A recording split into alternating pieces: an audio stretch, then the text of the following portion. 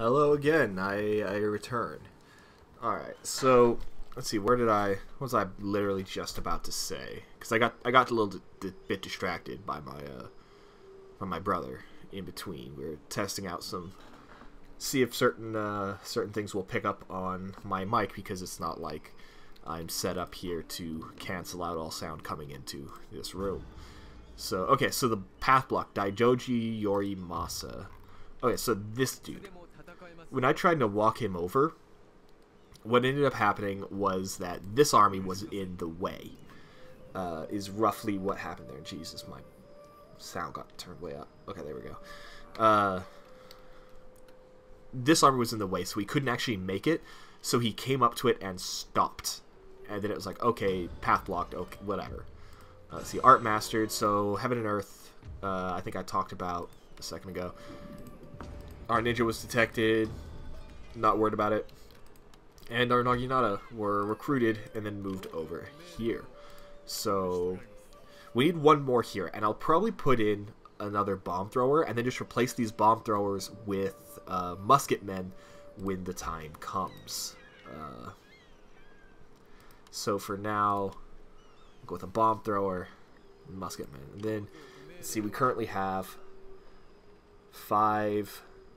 8, 9, 10, 11, 12, 13, 14, 15, 16. Plus 4 more of these. So yeah, we're actually looking good for now. On my 2 armies. And I'm now making below 2,000, which I'm kind of okay with. But we're going to put the encampment in and see what happens, because I never really used the encampment in the base game. Even though it does give some pretty interesting bonuses, it's just that the base game moves a lot faster than this game does, and your money income and output is raised. Like for instance, these Ashigaru, like the Yari Ashigaru costs like 4 times as much as what they do in this mod. So it's like, so we're going to start noticing that there's going to be a lot, especially if any of you have played Shogun 2, this mod, there's a lot of armies going on. There's going to be lots and lots and lots going on. Just huge amounts of stacks, because, well, we can afford it because of the mod changed the prices. Let's see. I think my next target after this, maybe after dealing with the Ogigatsu, and then whatever, would probably be the Tokugawa, because the Tokugawa control this province, Suruga, which has a philosophy school. So these philosophy schools are awesome. The school is awesome because it speeds up. It's one of the things that speeds up my research rate. It gives a percentage bonus to how much research I've created. But yeah, so we have this created. It's going to be Naginata, a couple Naginata, some swordsmen, mostly spears, some bowmen, and then the mangonels. And then we have,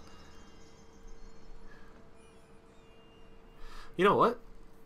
I think I know what might benefit this army is if I actually do make a very cavalry heavy army that follows around, and specifically to reinforce my other 2 armies, because when you reinforce, we'll start seeing it. Oh, Jesus Christ. Who the fuck is that? Who are you? Oh, that's Satomi. Oh dear. Though Satomi may have done what I did, which is they're looking at Ogigatsu stacks going, I don't know if I want to deal with that. I don't know if I want to do that. So, army. Get these Naginata Ashigaru, pull them over. But yeah, when people... Fuck it, more gold mine. When people reinforce, they come on at the... from the sides. And, oh, Izu, you're... What do I want? What do I want to put you, Izu? Oh, you know what? Nothing, I guess. Let's see. I can actually make bow ninjas. It's interesting. Anyways, they come in from the side of the map, and then I have to run them over to wherever they're going to go, or I have to set them up. And so it's just kind of a little bit easier if they're cavalry, because then they move really quickly, so they can get into the fight that's being fought really fast. Things that sound like sort of no-brainers that I shouldn't have to mention, but I'm going to, because, well, I'm, like I said, part of me doing this explanation is so that if anyone does ever watch this, they can tell me if I am doing poorly, just being bad at the game. So, yeah, so now this force is actually ready to move for now. So we're going to sit here and wait for a moment. So, during winter, part of why you might be wondering, like, hey, why didn't you just go into their province already? Like, the bomb throwers will probably be able to reach. And it's like, yeah, well, the bomb throwers might be able to reach, but at the same time, when we're in an enemy's territory during winter, you can see this guy's doing it. They're getting what's called winter attrition. Because they can't get food, it's cold, they just can't get warm, there's nowhere for them to hang out because no one likes them, because no one wants them there, and it's just how it goes. Okay, so you'll notice that the other ninja has disappeared.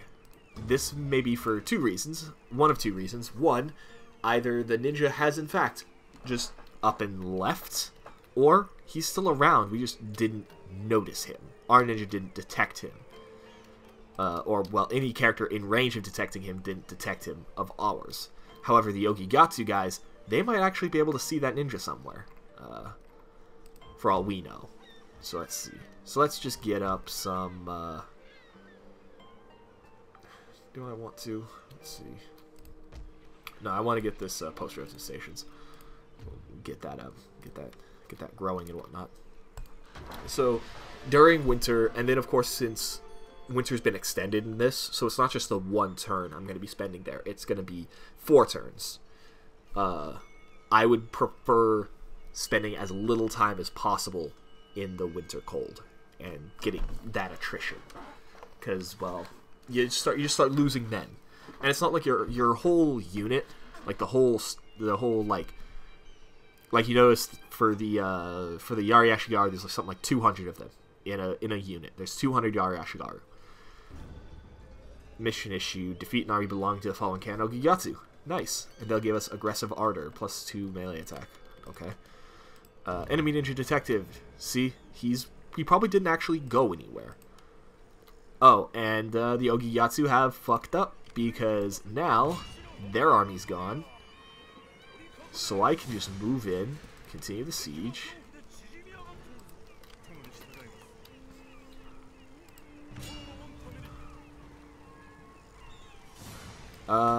At this level, I'm probably just going to... I'm tempted to just auto-resolve, but at the same time, I think I'm going to fight this battle simply because I want to see if I'm correct about these bomb throwers. Or correct about my assumption on how I'm going to use these bomb throwers.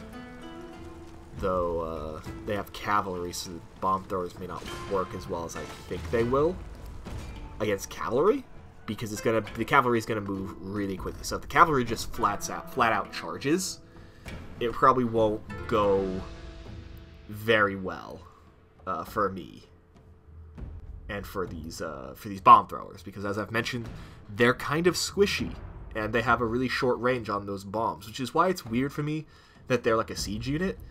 Because generally speaking, by the time I get them close enough to a wall to fight, to like throw their bombs at it, they just get mowed down by arrows and all this. Which is why, unless they gain a shit ton of levels during this one, I'm probably going to slowly start replacing them with the upgraded armor version that I'm going to be recruiting through Satomi, since I have that armorer.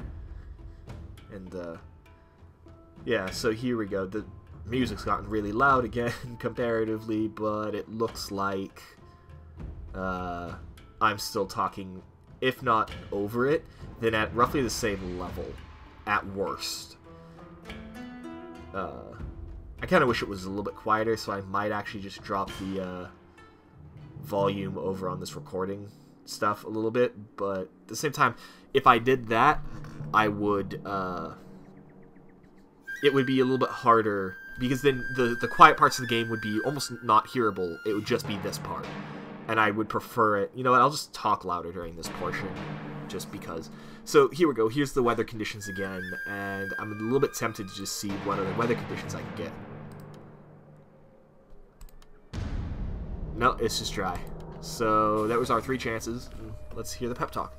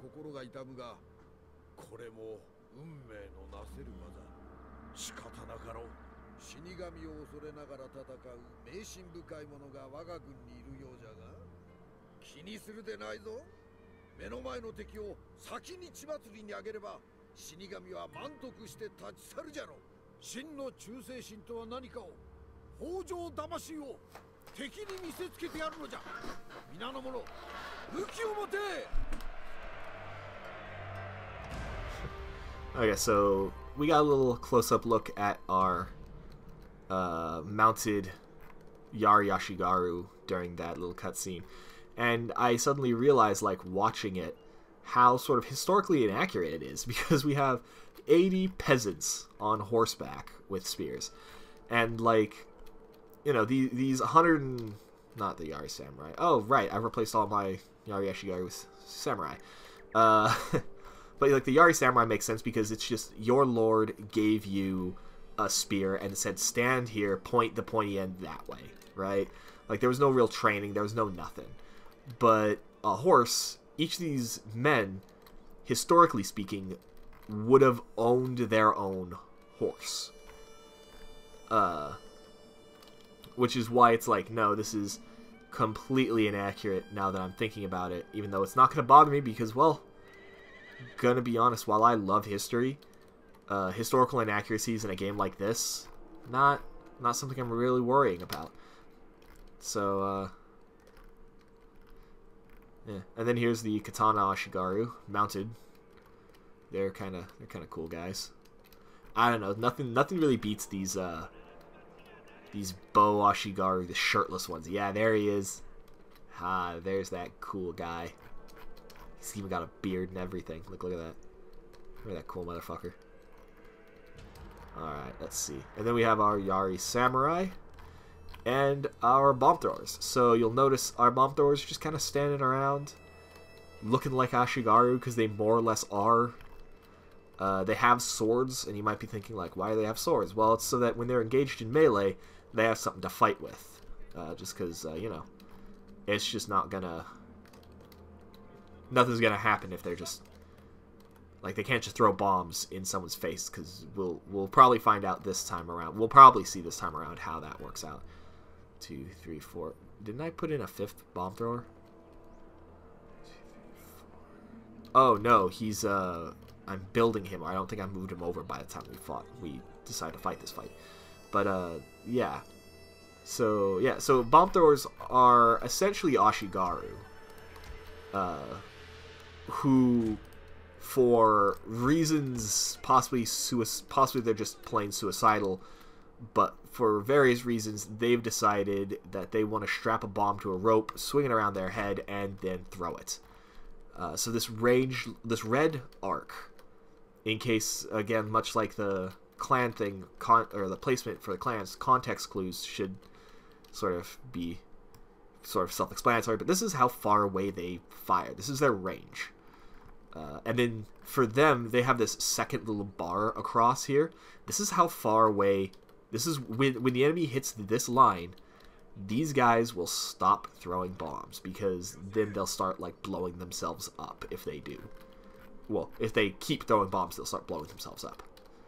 So we're going to have you guys here and skirmish mode activated. Then we're going to have the bowmen around behind. Oh, and they have flaming arrows. So flaming arrows is an activated ability that increases damage, and they can set things on fire. And then of course it has like it's unlike later games where you can just choose like, hey, I want you to be firing flaming arrows. This one is more like, this one's just an ability. They fire it for a while, then they stop. And it's unusable in wet weather. So for instance, if it was raining, I wouldn't be able to cast this. So I've set it to auto cast, and we'll see what happens. And then of course skirmish mode. And then I'm gonna put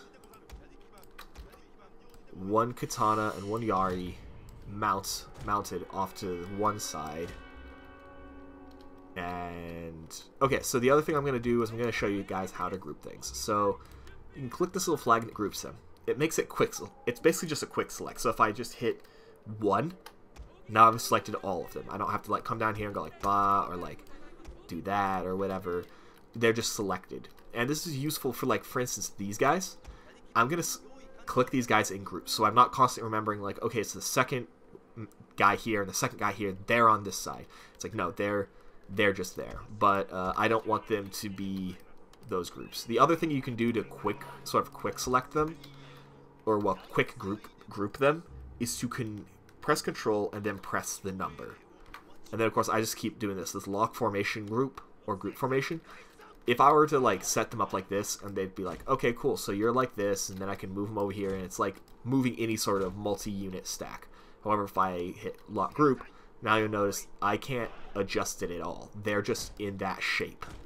And that, you know, there's benefits and detractions to that.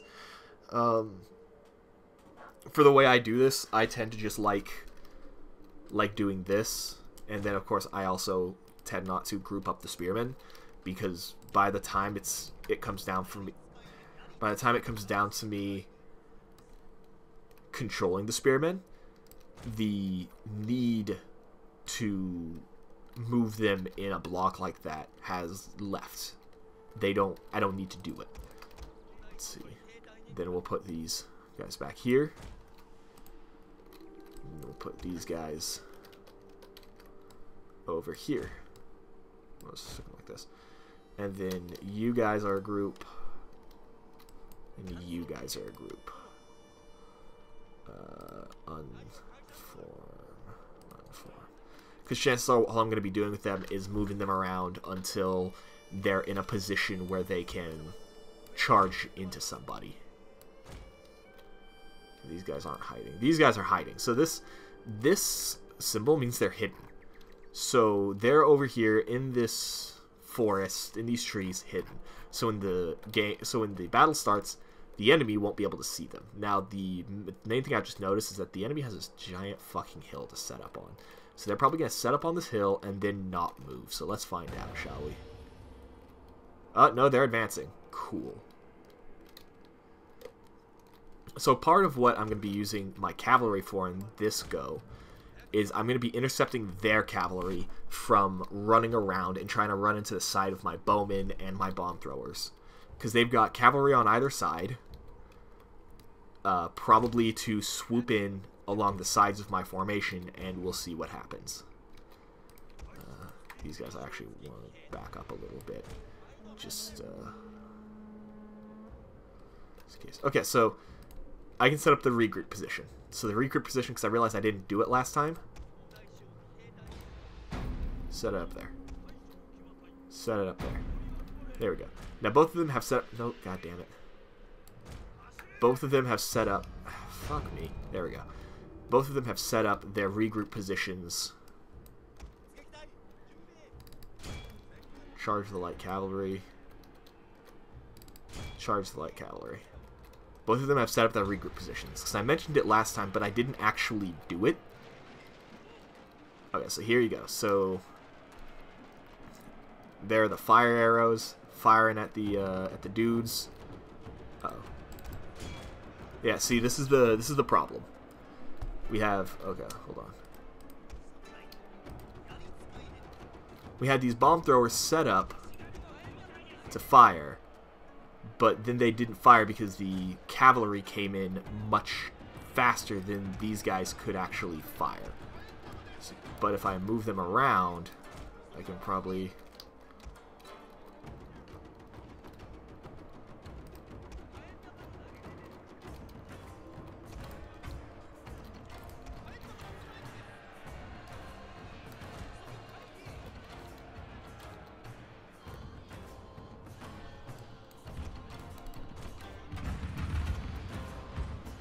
See, there you go. There's some... We're seeing the effects of the bomb throwers, but the main problem behind the effects of the bomb throwers is that it's friendly fire. They just killed a bunch of my guys, too. Which is, you know, no good. So what I probably should do is all of you... None of you can fire unless I say so. Because, like, see, they just blew up a bunch of my guys, too. So, turn off fire at will, and I want you all to back up. So you guys come over here. You guys charge in here. Wow, these guys got wrecked. These guys are having just as much of a problem. So let's back them up. We're gonna... Oh, no, one of them gone.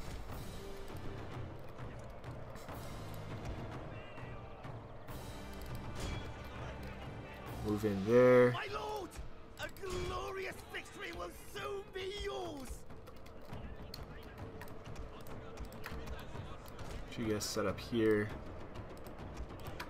You guys set up. No, damn it. You guys set up here.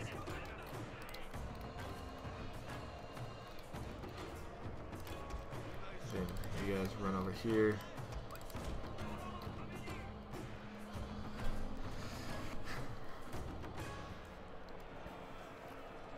Our men are running from the battlefield. Shameful display. Yes, I'm aware.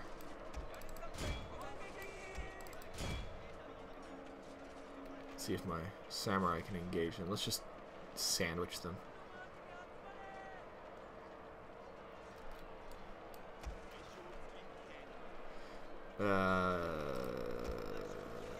Where's it? Rally!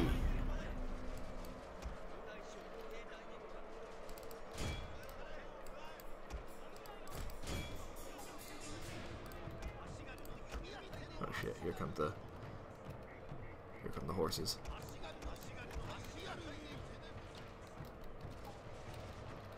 But it's fine, the bowmen are making really sort of short work of it.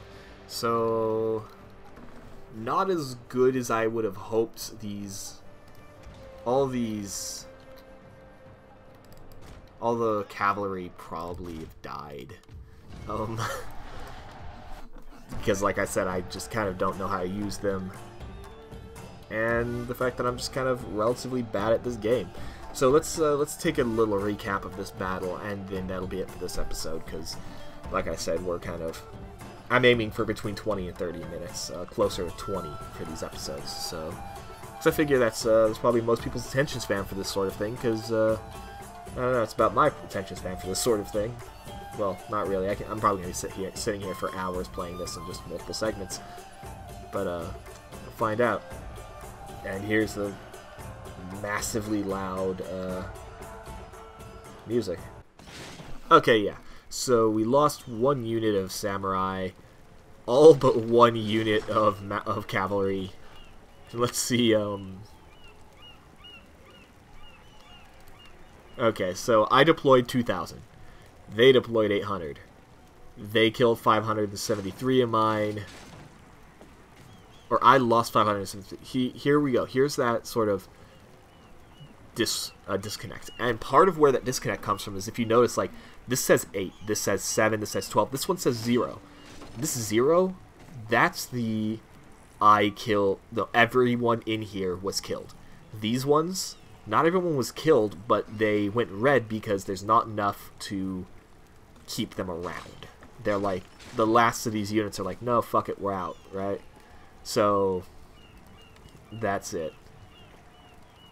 See, I had a general. Here's my original general, goes up to a circle. Here's my other generals, massive, deployed 40, lost. So who had the most kills here? Anyone have tons of kills? See, we had one bomb thrower have 35, so let's see. I'm looking at a 70 right now, or 81. Yeah, so we had a Bow Ashigaru with 81, so it looks like my method just heavily relies on it. So there goes that. There goes a reinforcing army ran off, and then see, now it's stupidly in our favor. And since